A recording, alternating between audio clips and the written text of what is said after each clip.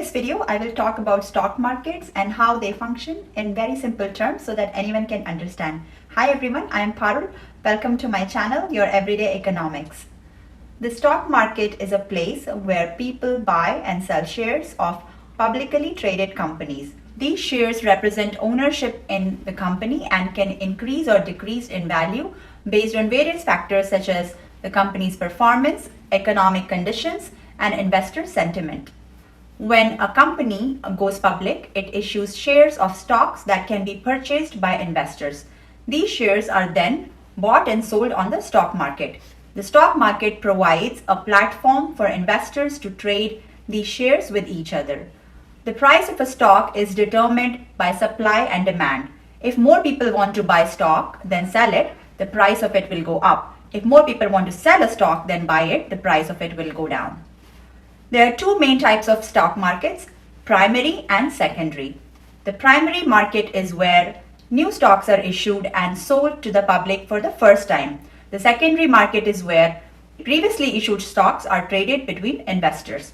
Overall, the stock market plays an important role in the economy by allowing companies to raise capital and investors to participate in the success of these companies. Next, I want to ask, how is the stock market related to the economy? So, the performance of the stock market can be an indicator of the health of the economy, as it reflects the collective sentiments and expectation of investors about the future prospects of a company and the economy as a whole. So, when the stock market is doing well and prices are rising, it often indicates that investors have confidence in the economy and expect companies to perform well in the near future.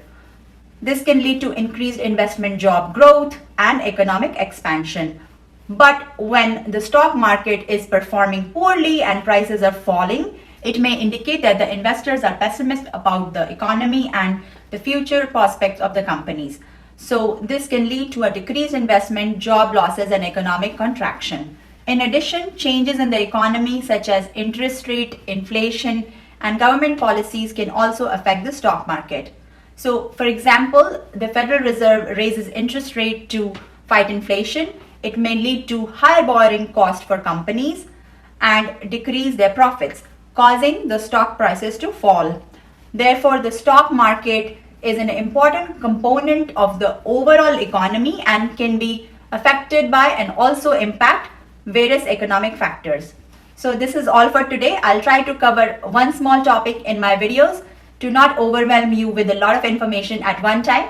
If you haven't subscribed to my channel and watch my videos and gain some economic and financial knowledge, please subscribe to it and it will help my channel grow, and I'll really appreciate it.